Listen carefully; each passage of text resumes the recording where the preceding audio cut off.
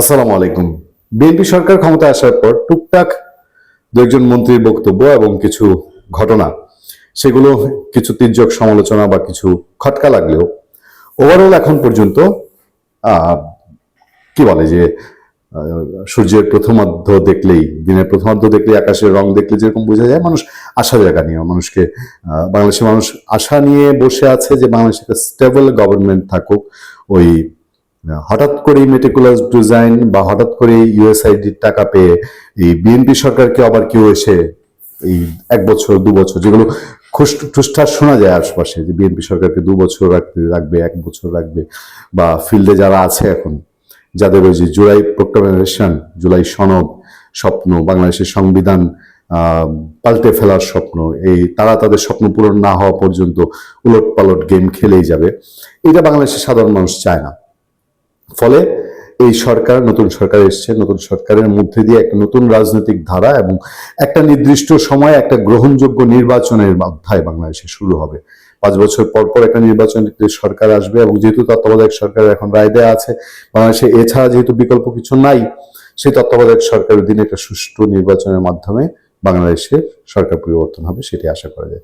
শুরুতে ভূমিকা দেয় এই কারণে যে বিএনপি সরকার, একটা রাজনৈতিক সরকার যে দরকার ছিল, বিএনপি সরকার আজকে স্বরাষ্ট্র মন্ত্রণালয়ের যে সিদ্ধান্ত, এই সিদ্ধান্তে এটা একটা ইঙ্গিত পাওয়া যায় যে একটা রাজনৈতিক সরকার থাকলে এই ধরনের সিদ্ধান্ত নিতে পারে। অরাজনৈতিক সরকার, এবং এটা যদি ডক্টর ইউনূস টাইপের সরকার হয়, মানে যেটাকে কোনো ভাষা দিয়ে প্রকাশ করা যায় না, একটা সরকার কত টাইপের অথর্ব, হিংস্র এবং অগোছালো, বিশৃঙ্খল, উশৃঙ্খল এবং লোভী হয়, তার উদাহরণ ডক্টর ইউনূস সরকার।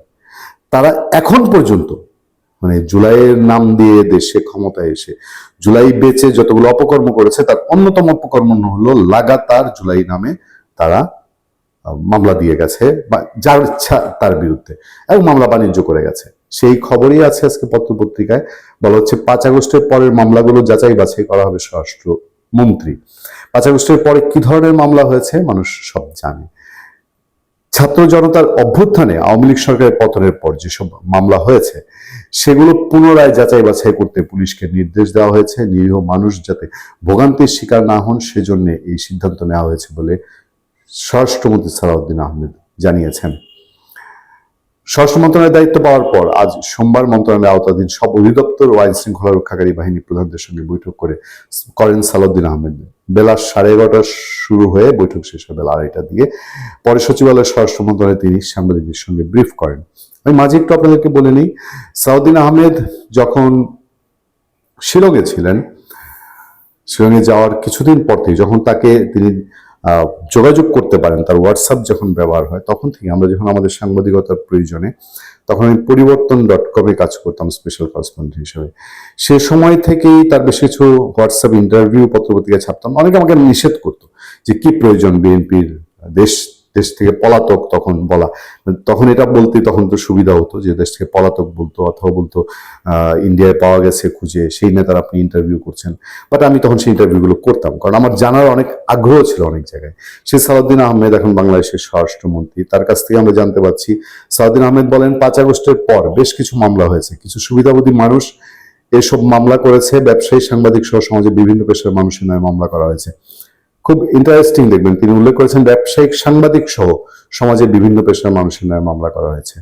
সিগন্যাল কিন্তু ক্লিয়ার, এসব মামলা যাচাই বাছাই করা হবে এবং এজন্য আইনের শাসন প্রতিষ্ঠা করতে হবে। নিরীহ মানুষ যাতে ভোগান্তিতে না পড়েন, সেজন্য এসব মামলা পুনরায় যাচাই করতে পুলিশকে নির্দেশ দেওয়া হয়েছে।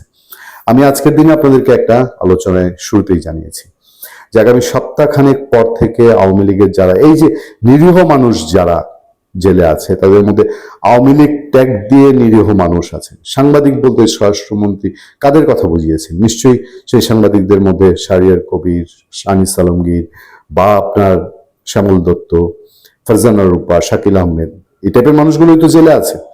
তো এজন্যই আমি আপনাদেরকে এর আগের আলোচনায় জানিয়েছি যে সপ্তাহখানেকের মধ্যে আওয়ামী লীগের নিরপরাধ, মানে আওয়ামী লীগ ট্যাগ দেয়া এই জুলাই হত্যার যারা, তারা একটা রাজনৈতিক সরকার আছে বলি বা এসছে বলি এখন সুফল পাবে, সেটাই বোধহয় আশা আলো জাগাচ্ছে স্বরাষ্ট্রমন্ত্রীর বক্তব্যে। ভালো থাকবেন, সুস্থ থাকবেন। আপনার সাথে আমি আতিক রহমান, পূর্ণিয়া।